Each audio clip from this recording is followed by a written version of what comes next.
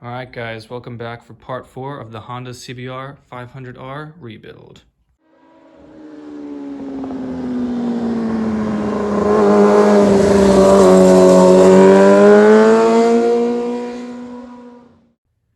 All right, so I'm soon trailering this over to a shop. My buddy has a torch that we're going to use to heat up this bracket here. I wasn't really able to show you guys before, but you can kind of see right along there how it's a little twisted, indicating that this whole thing has been bent back. So we're gonna try to bend it forward, because yeah, you can see that it's all just attached to the frame there. So the only option really is to heat it up and then just try to bend it out a little bit. But yeah, you can, let me see if I can get an angle. Yeah, you can just kind of tell it's a little twisted. So yeah, so I have all this side apart so it doesn't get damaged in the heat or anything like that. Gonna bend it back and then hopefully that solves the problem. So something else I noticed on the bike, the turn signal lever here works really hard. And when you push it in, it doesn't retract. So I'm gonna take this whole thing apart and see what's going on with that and see if it's fixable or if I just need to replace this whole unit, because it's not really ideal for when riding and trying to turn. So yeah, we're gonna look at that.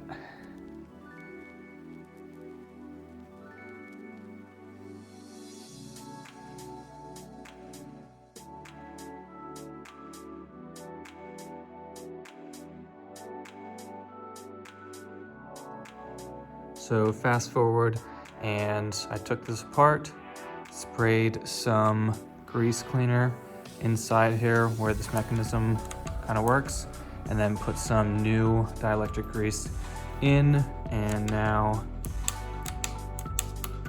it works as it should. All right, guys, so you know how I mentioned the bent kickstand bracket before? Well, we finally got that addressed. I took it to my buddy's shop and we were able to bend the bracket out.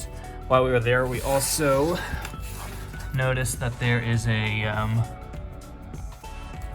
lowering link here, and it was on the lower setting, so we actually adjusted that. So it's at normal ride height now, which helped out a lot. And then we did still have to bend this a little bit, maybe like 10 to 15 degrees. So yeah, so now everything's repainted and I'm just going to reassemble everything and then that'll be good to go. All right, there you have it. Kickstand and the shifting assembly is all back together. Kickstand works and the bike finally stands on its own. Something else I wanted to show you guys. I have these case scrapes all taped off because I'm going to repaint them. I repainted this back here, which in this lighting is kind of noticeable, but from a distance, not so much.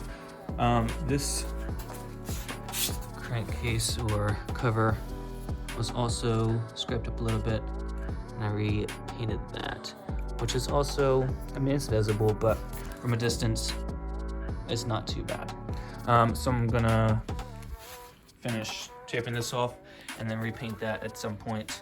I just have some engine paint, basic low gloss stuff, so it matches pretty well, but it's better than looking at the scrapes. So that's kind of my goal with that. All right, guys, so the next thing we're gonna work on here is this dent. As you can see, there we go, that's a good angle. So it's dented there and the paint is chipped.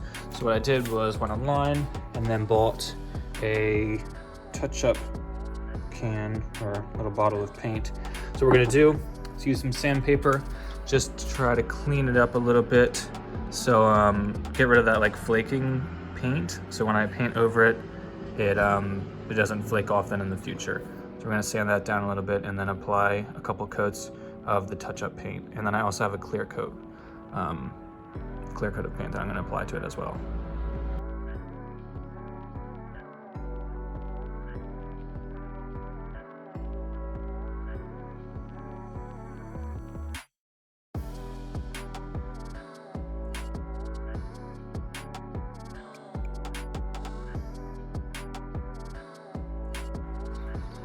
All right, so we have that sanded down and then all taped off. It is a little bit, well, it's a pretty big area, but hopefully the touch-up paint kind of fills it in nicely and doesn't make it look too obvious, but my goal is basically just to make it look better than it did before, which I think we'll be able to achieve.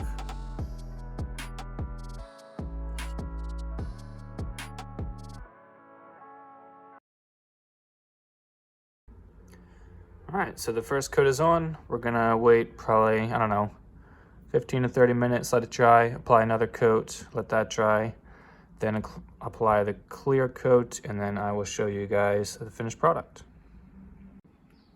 So guys, here's the end product of that tank dent that I repainted. The clear coat is on, and it turned out pretty good.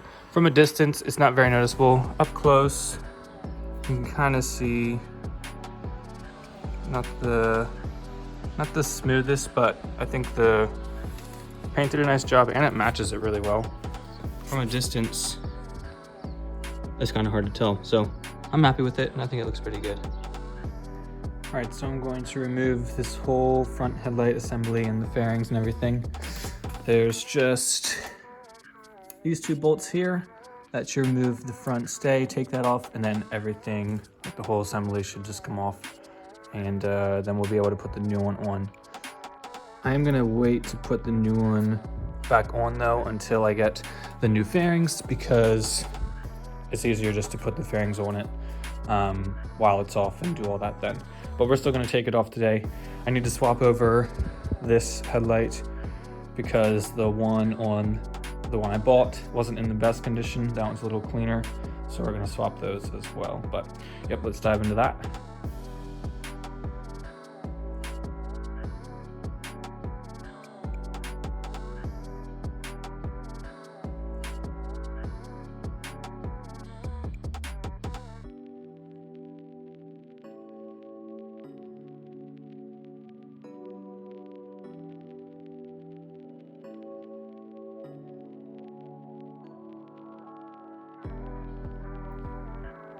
All right, so we have that whole front assembly off right here. So I have to disassemble this a little bit more, but basically this whole unit here just comes off. I think you have to unplug the front dial there, and then everything else will just kind of come off with a couple bolts and whatnot here and there, and then we can swap everything over to the new headlights with the new fairings and plastics and everything. All right, so I have most of this disassembled. I took off the gauge and the shield around that, and then I took off the fairing there. A lot of bolts kind of hidden back in there that were difficult to get to, so I didn't really film a whole lot of that. Basically, there's just this bracket here that's attached to the it's just this whole bracket here, and then bolt here and a bolt there, and then this whole headlight should release, and then I can put the new one on. So I just want to show a quick comparison here. This is the old one. Obviously you can see broken there. This left side, I guess it is all, well, it's in perfect condition. And then this upper middle piece here, I actually swapped from the other one because the original looked better than the one I bought. But yeah, then here's the new one. As you can see, a little bit right there. I couldn't get out. I had to buff it out, and it just that was the best I could get it to look on that side. But this side looks good, and then yeah, that upper piece looks good as well. So yep, so once the fairings arrive, then I'll be able to swap everything else over and then put the headlight assembly back on the bike. So the new fairings are on their way. So what I'm going to do in the meantime is work on removing these red fairings on the rear fender.